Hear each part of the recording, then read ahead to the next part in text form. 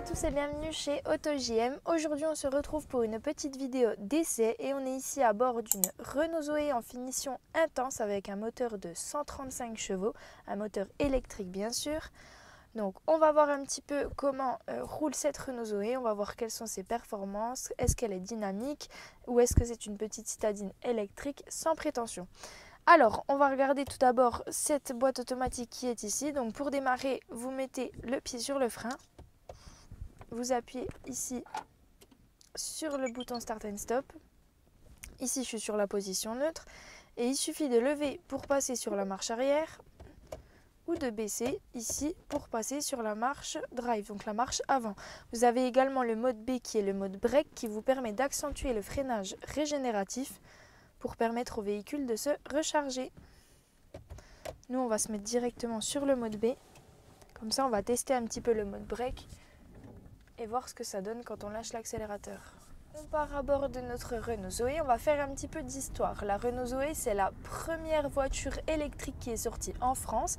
Elle a été présentée aux automobilistes, au public en général, en 2012 et commercialisée par Renault en mars 2013. La première génération de la Renault Zoé, en fait, elle a été commercialisée entre 2013 et 2019 et il s'en est vendu un petit peu plus de 200 000 exemplaires dans le monde. Donc en 2019, on a la nouvelle Renault Zoé qui débarque et il faut savoir que rien que sur l'année 2020, cette nouvelle Renault Zoé, elle s'est vendue à plus de 100 000 exemplaires. Donc c'est là qu'on voit que le marché de l'électrique est un marché qui est amené à évoluer. Et c'est pour ça d'ailleurs qu'aujourd'hui, on n'a plus seulement la Renault Zoé sur le marché français, mais beaucoup de voitures électriques, et notamment une de ses concurrentes, la i208. Bon, la Renault Zoé, elle a l'avantage d'être sur le marché depuis plus longtemps, donc bien évidemment, elle a plus d'autonomie, elle a plus de technologie que les autres modèles électriques, donc que ses concurrentes. Donc, Renault vante 395 km d'autonomie pour cette Renault Zoé. Au niveau des essais, on est plutôt sur 320 km d'autonomie sur une conduite moyenne altérant ville et hors agglomération. Et on serait à 360 km d'autonomie sur de la conduite purement citadine.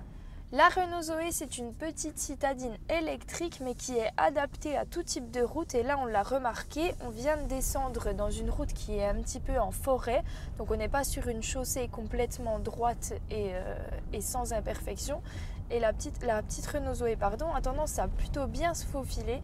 Elle est plutôt agréable à conduire et ce malgré son lourd poids puisque dans son poids à vide, la Renault Zoé fait 1502 kg, ce qui est plutôt gros pour une citadine et c'est notamment parce qu'elle a une batterie de près de 300 kg.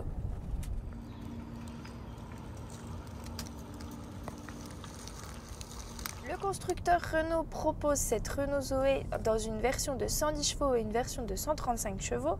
Ici, on est dans une version de 135 chevaux, donc on a 245 Nm de couple. On a un véhicule qui est plutôt réactif quand on le conduit. Et ici, on a mis le mode break comme je l'ai dit tout à l'heure. Donc le mode break qui permet d'accentuer le freinage régénératif lorsque vous lâchez la pédale d'accélérateur pour pouvoir gagner de l'énergie électrique et donc recharger votre moteur. Donc le mode break, il permet d'avoir un freinage qui se fait tout de suite à la relâche de l'accélérateur. Donc là, j'accélère un petit peu et on voit que si je lâche l'accélérateur, on a quand même un bon coup de frein qui se fait. Bon, pour s'arrêter totalement, il faudra quand même utiliser la pédale de frein. Mais c'est vrai que le côté freinage régénératif vous permet de gagner des kilomètres d'autonomie et ça vous évitera quelques minutes supplémentaires de charge à une borne. Au volant, cette Renault Zoé s'avère être plutôt confortable. On a un amortissement qui est souple, une direction assistée qui est souple. La direction assistée, elle a été corrigée dans cette nouvelle génération, ce qui fait qu'on a un véhicule qui est bien réactif, mais qui en même temps n'a pas forcément d'à-coups lorsqu'on prend un virage. C'est plutôt agréable.